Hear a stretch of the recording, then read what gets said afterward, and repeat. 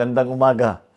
Hatid ko po ang pasalubong ng magandang balita para sa inyong lahat pagkatapos ng aking state visit sa Brunei Darussalam at yung aking working visit sa Singapore.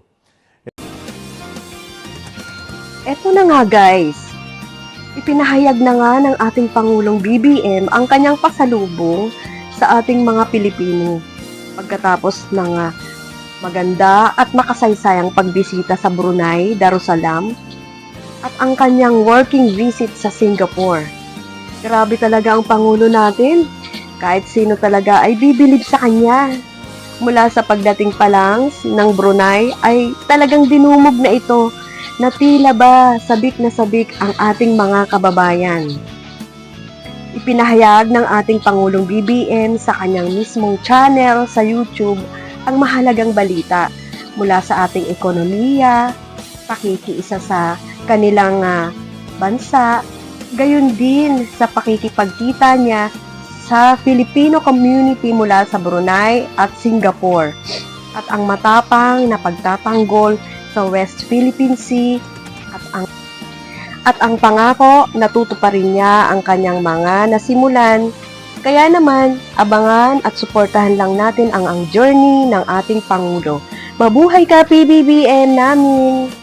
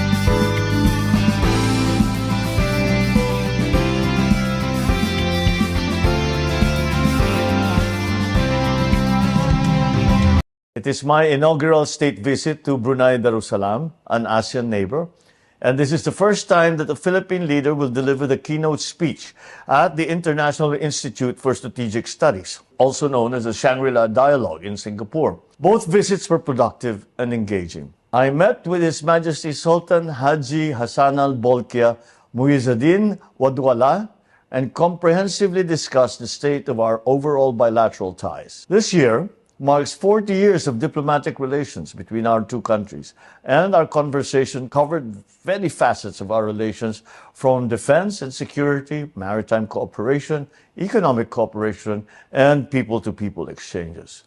We aspired for stronger bilateral cooperation to work together to ensure that peace and security reigns in the ASEAN region. The visit was a success as we signed 3 memoranda of understanding. The 3 MOUs signed during the visit on tourism cooperation, on international convention and the standards of training and certification and watchkeeping for seafarers, and on maritime cooperation.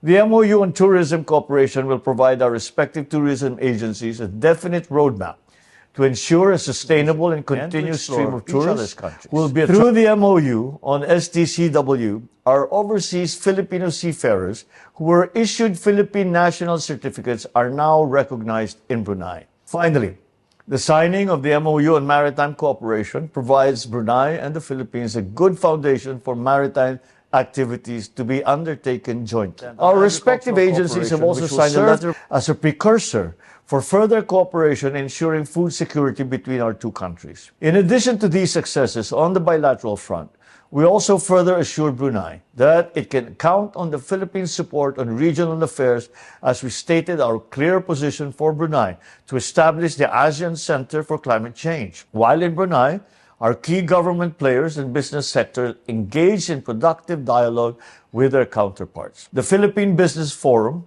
highlighted agribusiness, renewable energy, halal development, and opportunities in the Bimpiaga and BARM. The forum, attended by 200 representatives from diverse Bruneian business sectors, explored collaborative opportunities and showcased the Philippines' potential as a significant player in the linkages between the Philippines and Brunei business sectors are expected to yield significant commercial benefits, including increased trade and investment opportunities, enhanced market access for goods and services, and the sharing of technological innovations and best practices. The meeting with the energy sector was attended by executives from oil and gas companies such as Brunei Shell Petroleum Company Sendiran Berhad, Brunei LNG Sendiran Berhad, Total Energies in Brunei, Serikandi Oilfield Services Sendiran Berhad, and the Adnin Group of companies. Through this engagement, we learned that Brunei is actively exploring renewable energy sectors opportunities by establishing interconnections with neighboring countries. I share that likewise, the Philippines is also attempting to increase the share of renewable energy on top of the current oil and gas energy mix with the help of existing legislation such as the Renewable Act of 2008. We assure Bruneian businessmen that the Philippine government is committed to encourage foreign investors and players in the renewable sector and in the process continue to boost our country's trajectory in economic, sustainable, and inclusive growth. Mga kababayan, we will continue to work to realize our dream of being a high-income economy by 2040. While we are on the topic of jobs, I also met with the Filipino community in the Sultanate. Through the years they have spent here, they have proven to be an invaluable part of the economy of the Sultanate. During our engagement, I assured them of my administration's tireless endeavors and projects in ensuring their safety and well-being.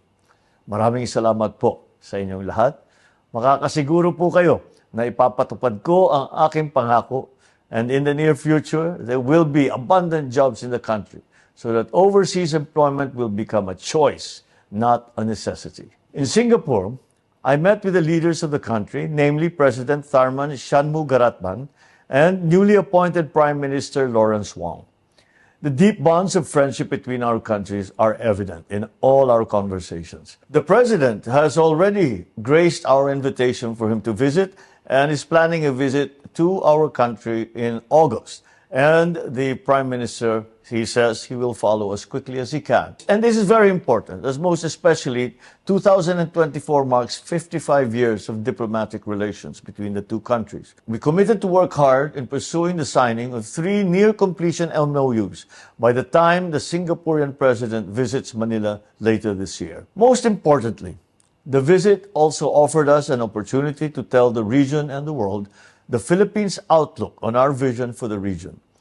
I delivered the 2024 keynote address at the IISS Shangri-La Dialogue, where I expounded the realities and constraints that we now, as active players in the region, face. Mga kababayan, as a responsible member of the international community, I took the opportunity of the Shangri-La Dialogue to tell the representatives of at least 48 countries in front of me that the lines we draw on our waters are derived not from imagination, but from international law.